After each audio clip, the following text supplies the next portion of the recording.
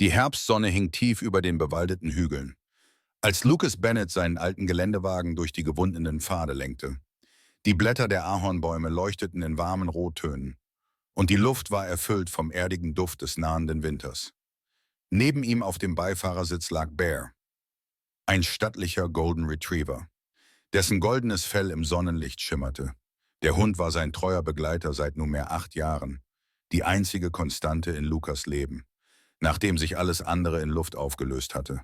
Lucas war ein Mann in den mittleren 50ern, dessen wettergebräuntes Gesicht die Spuren eines Lebens trug, das nicht immer gnädig zu ihm gewesen war. Seine grauen Augen blickten oft in die Ferne, als suchten sie nach etwas, das längst verloren war. Die tiefen Falten um seine Augen erzählten von Jahren der Einsamkeit und des Bedauerns, aber auch von einer stillen Stärke, die ihn durch die dunkelsten Zeiten getragen hatte. Vor 5 Jahren hatte er sich in diese abgelegene Gegend zurückgezogen, weit weg von der Stadt, weit weg von den Erinnerungen, die ihn verfolgten. Sein Blockhaus am Rande des Waldes war sein Refugium geworden, ein Ort, an dem er Frieden mit seiner Vergangenheit zu schließen suchte. Die Gegend um den Sarvani-Fluss war wild und unberührt, ein Stück ursprüngliche Natur, das der modernen Welt noch nicht zum Opfer gefallen war.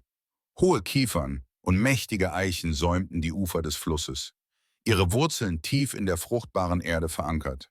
Es war ein Ort, an dem die Zeit langsamer zu vergehen schien, wo das Rauschen des Wassers und das Zwitschern der Vögel die einzigen Geräusche waren, die die Stille durchbrachen.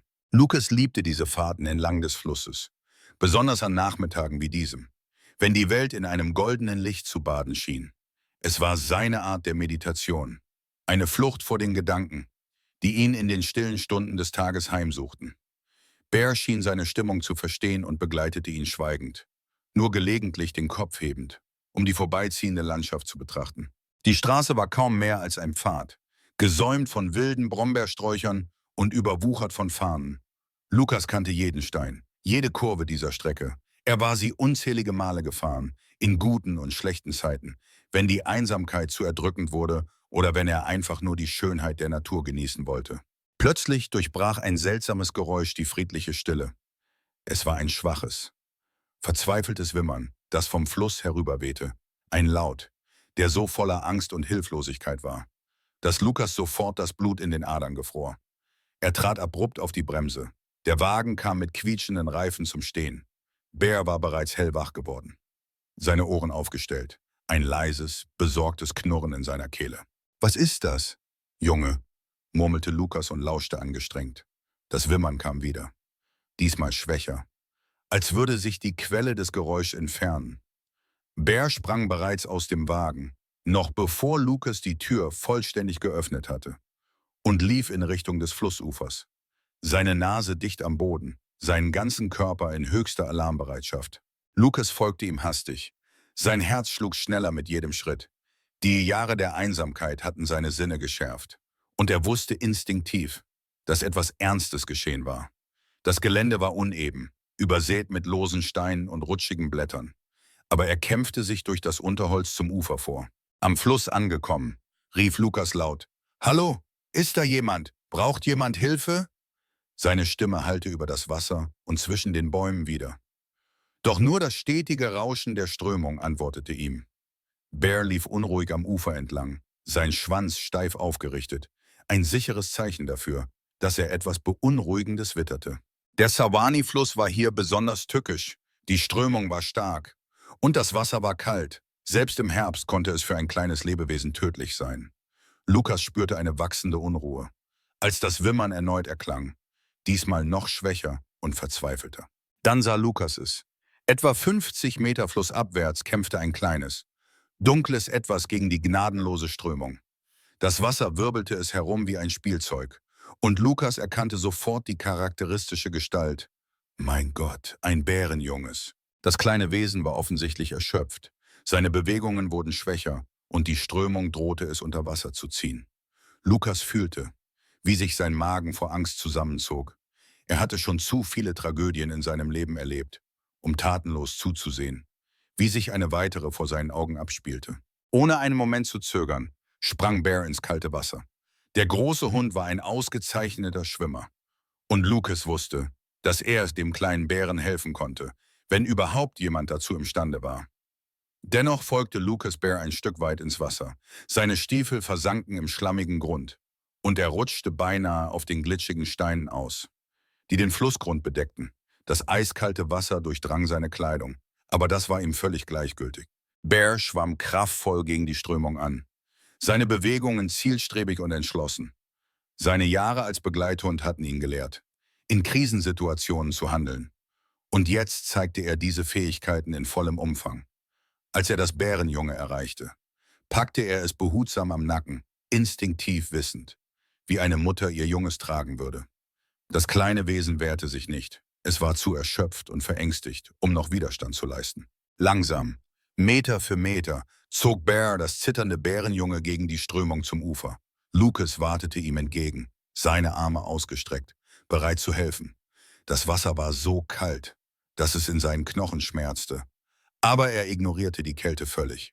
Alles, was zählte, war dieses kleine Leben zu retten. Mit vereinten Kräften zogen sie das zitternde Bärenjunge an Land.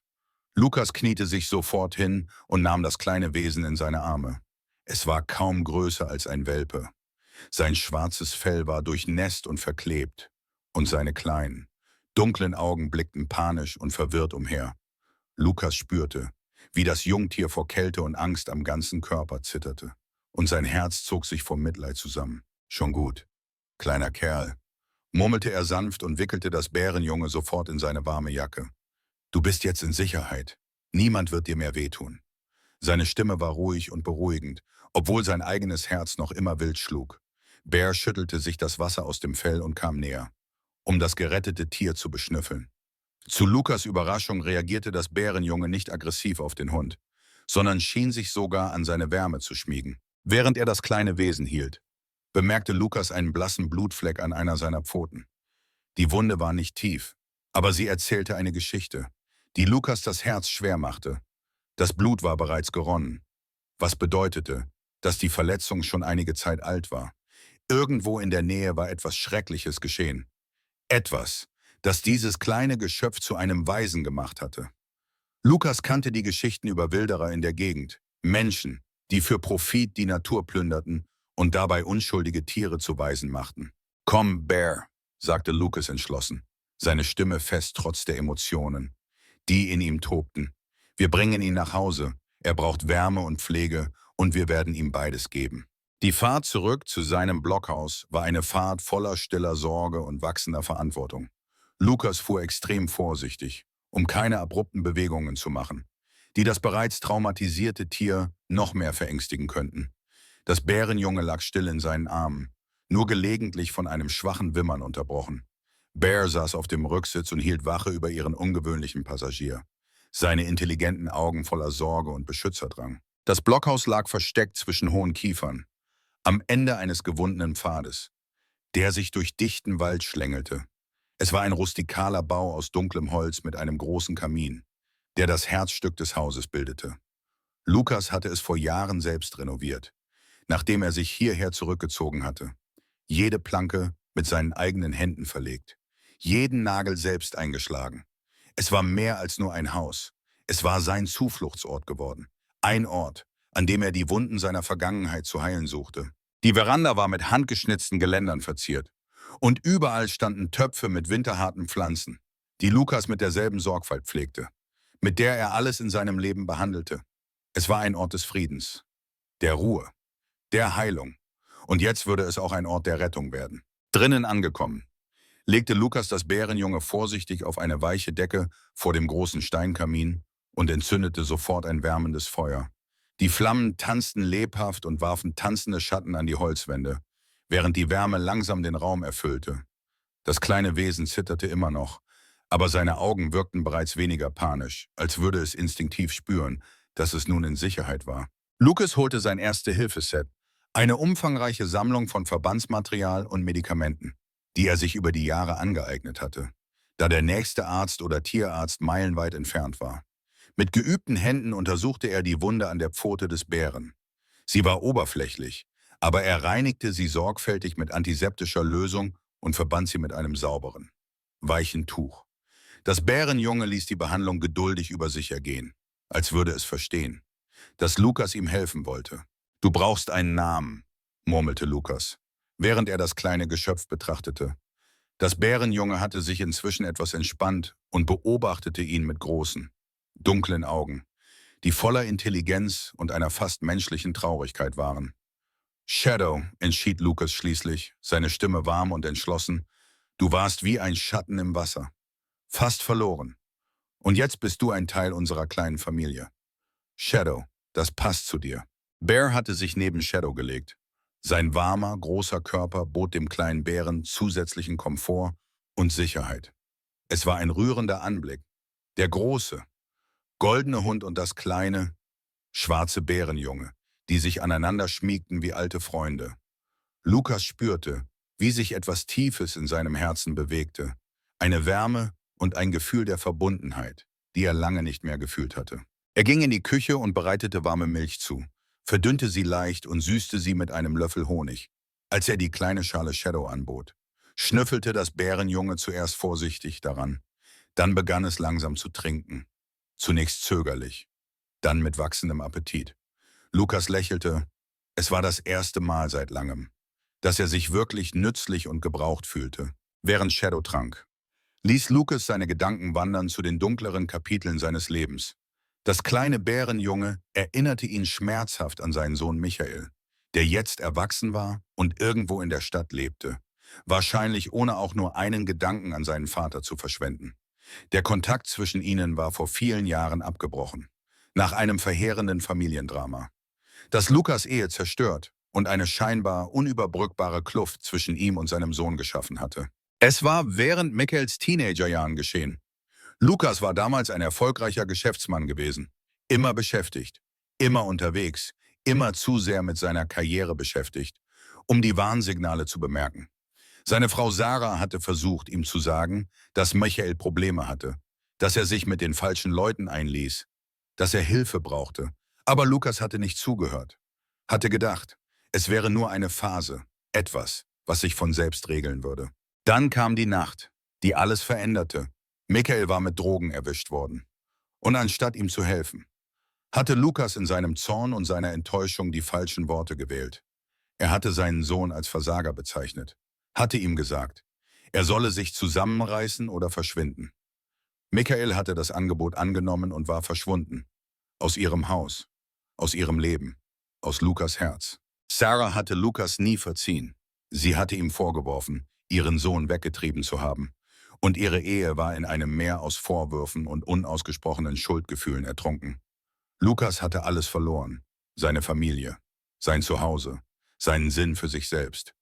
Die Schuld nagte noch immer an ihm. Ein ständiger Begleiter seiner Einsamkeit. Eine Wunde, die nie richtig heilte.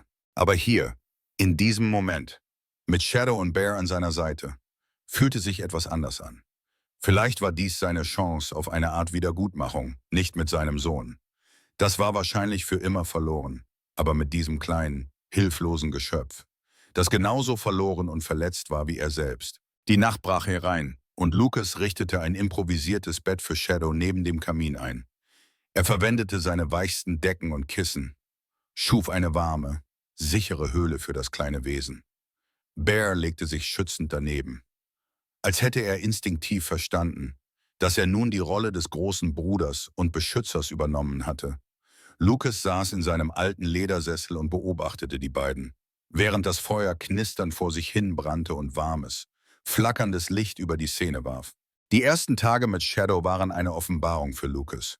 Das kleine Bärenjunge erwies sich als erstaunlich sanft und schüchtern. Ganz anders, als man es von einem Wildtier erwarten würde.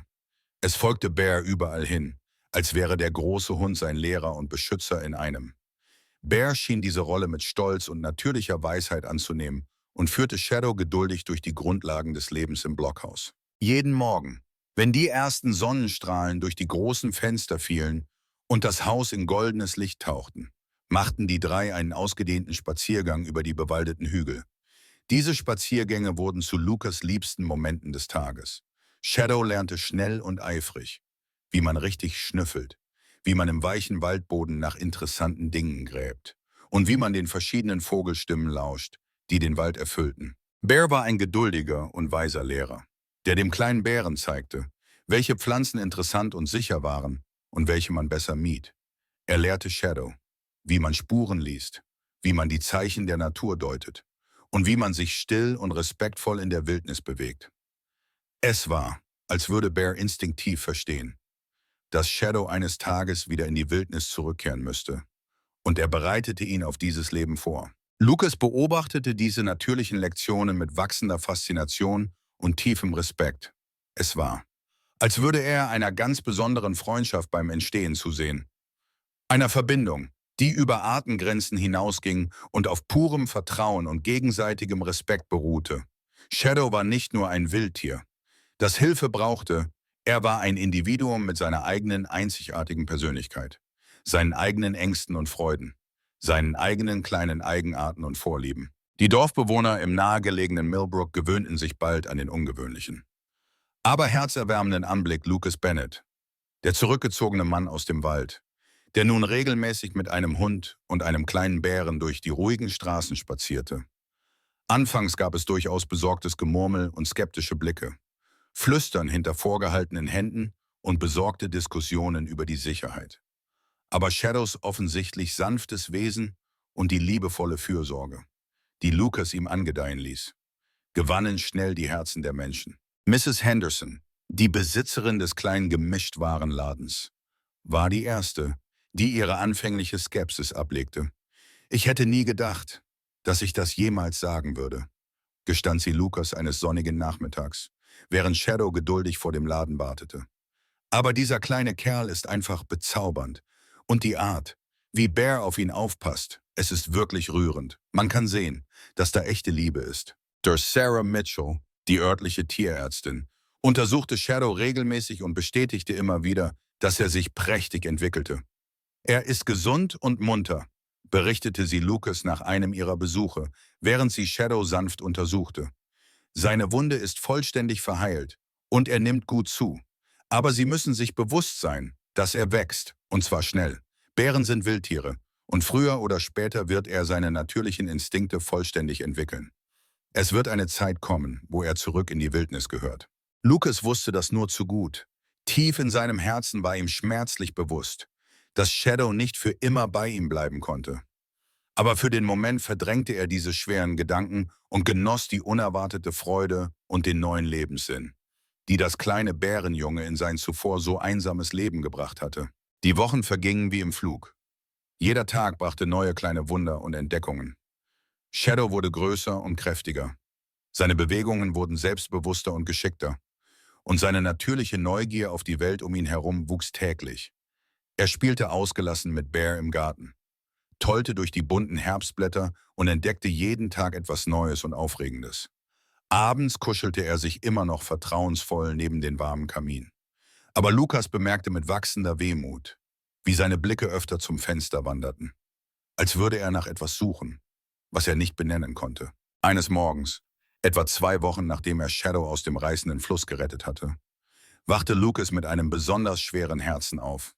Er hatte in der Nacht schlecht geschlafen, geplagt von intensiven Träumen über seinen Sohn Michael und die schmerzhaften Entscheidungen, die er in der Vergangenheit getroffen hatte. Als er Shadow beim fröhlichen Spielen mit Bear beobachtete, wurde ihm mit kristallklarer Klarheit bewusst, was er tun musste, auch wenn es sein Herz brechen würde. »Es ist Zeit, nicht wahr?«, murmelte er zu Bear, der ihn mit seinen intelligenten braunen Augen ansah, als würde er jedes Wort verstehen. Der Hund schien Lucas inneren Kampf zu spüren, denn er legte seinen warmen Kopf auf Lucas Knie, eine Geste des Trostes und der stillen Zustimmung. Lucas verbrachte den gesamten Tag damit, die ausgedehnten Waldstücke entlang des Savani-Flusses sorgfältig zu erkunden und zu markieren. Dort, wo Shadows Mutter einst ihr Territorium gehabt haben könnte. Er suchte methodisch nach Spuren, nach Hinweisen darauf, wo eine Bärenfamilie ihr Zuhause gehabt haben könnte. Es war eine emotionale und körperlich anstrengende Reise, bei der er sich gleichzeitig auf das Unvermeidliche vorbereitete und inständig hoffte, dass er das Richtige tat. Am nächsten Morgen, als die Herbstsonne die Wälder in ein magisches, goldenes Licht tauchte und die Luft klar und frisch war, machten sich Lucas, Bear und Shadow auf ihren schwersten gemeinsamen Weg zum Fluss. Shadow schien mit seinem scharfen Instinkt zu spüren, dass etwas Bedeutsames und Endgültiges geschehen würde. Denn er blieb ungewöhnlich nah bei Lucas und blickte ihn öfter an als sonst, als suchte er Bestätigung oder Trost. Am Waldrand angekommen, an der Stelle, wo Lucas die stärksten und frischesten Bärenspuren gefunden hatte, setzte er Shadow mit zitternden Händen vorsichtig ab. Das kleine Bärenjunge sah ihn mit seinen großen, dunklen Augen verwirrt an. Dann begann es nervös und unsicher umherzulaufen. Bear schnüffelte aufgeregt und konzentriert umher, seine erfahrene Nase dicht am Boden, als verfolgte er eine wichtige Fährte. Lucas' Herz schlug wild und unregelmäßig, als er auf eine Antwort auf sein stilles, verzweifeltes Gebet wartete.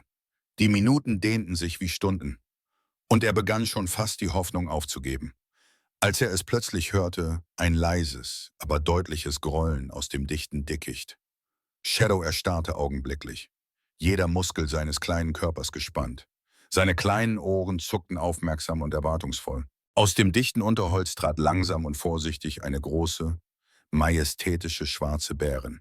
Sie war beeindruckend und kraftvoll, aber nicht aggressiv, ihre intelligenten Augen fest auf das kleine Bärenjunge vor ihr gerichtet.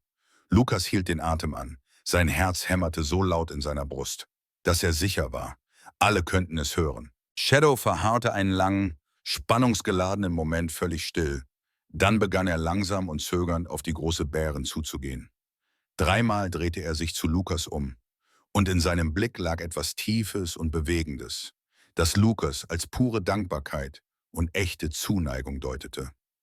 Es war, als würde das kleine, weise Wesen vollständig verstehen, was geschah, und sich auf seine eigene, berührende Art von seinem menschlichen Retter verabschieden. Die Bärin senkte ihren großen Kopf und leckte sanft und liebevoll Shadows Stirn. Ein zartes, unmissverständliches Zeichen der Wiedererkennung und mütterlichen Liebe. Sie zitterte leicht vor Erleichterung und Freude. Und Lucas konnte die überwältigende Emotion in ihren Bewegungen spüren. Es war zweifellos Shadows Mutter. Er war sich absolut sicher. Bear bellte einmal leise und melodisch, ein sanfter, respektvoller Abschiedsgruß, der durch den stillen, ehrfürchtigen Wald hallte. Lucas spürte, wie ihm die Tränen heiß in die Augen stiegen und seine Sicht verschwammen ließen. Sein Herz zog sich vor einer Mischung aus überwältigender Rührung und gleichzeitigem, tiefem Schmerz zusammen. »Du bist zurück an dem Ort, wo du hingehörst«, flüsterte er mit brüchiger, emotionsgeladener Stimme. »So wie ich mir immer gewünscht habe, mein eigenes Zuhause wiederzufinden, meinen eigenen Frieden zu machen.« Die beiden Bärengestalten verschwanden langsam und würdevoll im dichten Wald. Shadow ein allerletztes Mal zurückblickend mit einem Ausdruck purer Dankbarkeit, bevor sie für immer von den tiefen Schatten der Wildnis verschluckt wurden. Lucas und Bear standen noch sehr lange da, lauschten den langsam verklingenden Geräuschen ihrer Schritte im Unterholz, bis auch das letzte Echo verstummt war. Schließlich kehrten sie mit schweren Herzen zum Geländewagen zurück. Die Fahrt nach Hause war von einer tiefen, bedeutungsschweren Stille erfüllt, geprägt von einer komplexen Mischung aus Trauer über den Verlust und tiefer Zufriedenheit darüber, das Richtige getan zu haben. Lucas hatte das Richtige getan, das wusste er mit absoluter Gewissheit. Aber das machte den schmerzhaften Abschied nicht weniger schwer zu ertragen. In den folgenden Tagen und Wochen fühlte sich das Blockhaus seltsam leer und still an, ohne Shadows spielerische, lebendige Präsenz. Bear schien die tiefgreifende Veränderung ebenfalls intensiv zu spüren, denn er lag oft stundenlang an den Stellen, wo Shadow gespielt hatte, und blickte sehnsüchtig und hoffnungsvoll zur Tür, als würde er erwarten, dass sein kleiner Freund jeden Moment zurückkehren würde. Aber etwas Fundamentales hatte sich in Lucas verändert. Etwas Tiefes und Heilsames war in seinem Herzen geschehen. Die kostbare Zeit mit Shadow hatte ihm gezeigt, dass er noch immer fähig war zu lieben, zu fürsorgen und bedingungslos zu geben. Es hatte eine alte, schmerzende Wunde in seinem Herzen geheilt, die er für unheilbar gehalten hatte. Vielleicht war es noch nicht zu spät, andere zerbrochene Brücken zu reparieren, andere verlorene Verbindungen wiederherzustellen, anderen Menschen zu vergeben und sich selbst. Eine Woche später saß Lucas an seinem alten, vertrauten Holztisch und schrieb einen Brief, den ersten persönlichen Brief seit vielen, vielen Jahren.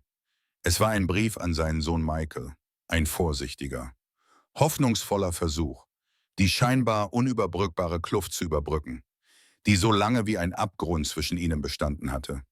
Er erzählte ausführlich von Shadow, von der unerwarteten Freude und dem neuen Lebenssinn, die das kleine Bärenjunge in sein zuvor so einsames Leben gebracht hatte. Und von der lebensverändernden Erkenntnis, dass es nie zu spät ist, neu anzufangen, zu vergeben und geliebt zu werden. Als er den sorgfältig geschriebenen Brief zur Post brachte, spazierte er mit Bear am Galley